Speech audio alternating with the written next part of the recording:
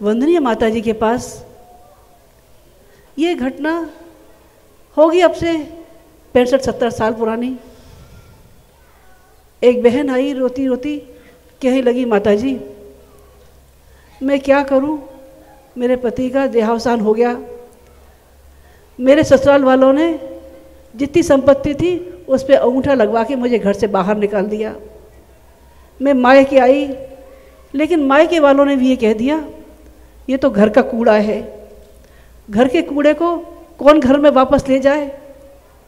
मैं क्या कर सकती हूँ। वो महिला झाड़ झाड़ करके रोने लगी। माता जी ने उसे कंधे पे हाथ रखा, सिर पे हाथ फिराया, बोले बेटा तू ये मान के चल रहा, आज से तेरी माँ ये भगवती है। उनको अपने पास ही नहीं रखा। ऐसी माता जी के पास और भी बहनें थीं, जिसमें एक का नाम था रतन देवी, एक का नाम था प्रेमवती, एक का नाम था नारायणी, एक का नाम था कौशल्या, एक का नाम था कल्याणी। ये सब बहनें ऐसी थी जिनका दुनिया में कोई नहीं था। या तो बच्चों ने संपत्ति लेके माँ को घर से निकाल दिया था, या बाल विधवा थी, या परित्यक्ता थी। उनका अपना कहने के नाम पर कोई नहीं था। माता जी ने सबको अपने पास बुलाया, अपने साथ रखा और उनको पढ़ाया लिखाया, अपने साथ रखकर जीवन विद्या उनको सिखाई ताकि अपनी ज़िंदगी के फैसले वो खुद ले सकें।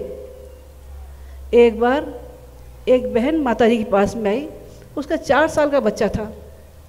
पूछने लगी, माता जी मैं बच्चे का शिक्षण कब से शुरू करूं, कब से इसको विद्यालय भेजूं। माता जी कहने लगी, बेटा तेरा बालक कितने साल का है। बोले 4 साल का है माता जी। माता जी कहने लगी, बेटा तू 5 साल देर से आई है। बोले 5 साल, तब तो मेरा बालक भी नहीं हुआ था।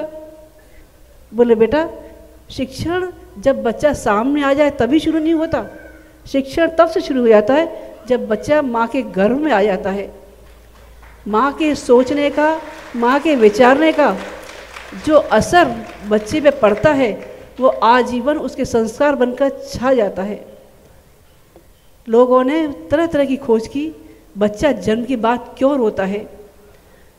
किसी ने कहा प्रकाश के संदर्भ में आता है, किसी ने कहा ऑक्सीजन के संदर्भ में आता है, किसी ने कहा, बहुत सारे लोगों ने तर्क दिए, लेकिन एक तर्क ऐसा था जिस पे सब लोग एक मत थे, और वो तर्क ये था कि 9 महीने तक माँ जिस बच्चे को अपने गर्भ में रखती है और जो धड़कन बच्चा सुनता है, उस स्वर लहरी की उसको वो आदत पड़ जाती है कि रोता हुआ बच्चा माँ छाती से लगा ले तो उस धड़कन को सुनकर वापस चुप हो जाता है।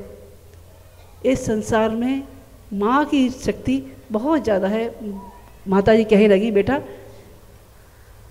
हमारे भारतीय संस्कृति में अभिमन्यु ने चक्रवेदन की कला माँ के गर्भ से सीखी। नेपोलियन बोनापार्ट माँ के गर्भ से ही सीख के आए थे। नेपोलियन बोनापार्ट का किस्सा मालूम है, अभिमन्यु किस्सा मालूम है। अभिमन्यु वो थे जब सुभद्रा एक दिन बहुत थकी हुई, परेशान थी, कुछ पीड़ा भी हो रही थी उसको, तब अर्जुन ने उनका ध्यान बटाने के लिए चक्रव्यूह वेदन की कला सुनाना शुरू की। वो उसमें इतनी ज़्यादा तल्लीन हो गई कि अपनी पीड़ा को भूल गई, और उसके बाद उनका जन्म लेने वाला बालक अभिमन्यु वो बालक बना जिसमें चक्रव्यूह वेदन के 7 रास्ते उन्होंने निकाल दिए थे, और 8वां रास्ता जिसमें वो नहीं सुन पाए थे, सो गए थे, वहीं जाके धराशायी हो गए थे। नेपोलियन बोनापार्ट की माँ स्वाधीनता की लड़ाई में भाग ले रही थी, गर्भवती होने की वजह से दूर नहीं जा सकती थी, पास की पहाड़ियों पे जाके छुप गई थी, पर उनके मन में बार बार ये संकल्प आता था, हमारे देश पर आक्रमण करने वाले ये आतताई, अगर मेरे हाथ में भी अगर बंदूक रही होती या मेरी भी हालत ठीक रही होती तो मैं भी इनका मुकाबला कर रही होती। उनका जन्म लेने वाला बालक नेपोलियन बोनापार्ट के नाम से मशहूर हुआ, जिसकी सारी जिंदगी घोड़े की पीठ पर गुजरी, युद्ध करते हुए गुजरी। ये देश भारतीय संस्कृति इतनी संस्कृति महान रही है कि इसमें जब जब नारियों को अतीत याद करते हैं, हमारे भाव श्रद्धा से भर जाते हैं। राम साथ नहीं है, लेकिन सीता के बच्चे राम से कम नहीं हो सकते। दुष्यंत भूल भी जाए अपनी शकुंतला को, लेकिन उसका जन्म लेने वाला बालक भरत शेर के दांत गिनने वाला और चक्रवर्ती सम्राट बन सकता है, जिस पर भारत का नाम भारत पड़ सकता है। सीता सावित्री यमराज से अपने पति को छुड़ा के लाने में समर्थ है। हाड़ा रानी अपने पति को मोहग्रस्त देखकर देश की आन खतरे में थी और पति इसमें था, मेरी पत्नी बहुत सुंदर है, अभी शादी हुई है, मैं इसको छोड़ के कैसे लड़ाई के मैदान में जाऊं। बार बार लौट के आता था, कहता था हाड़ा रानी कुछ तो निशानी दे दो जिसको मैं साथ रख के लड़ाई के मैदान पे जा सकूं।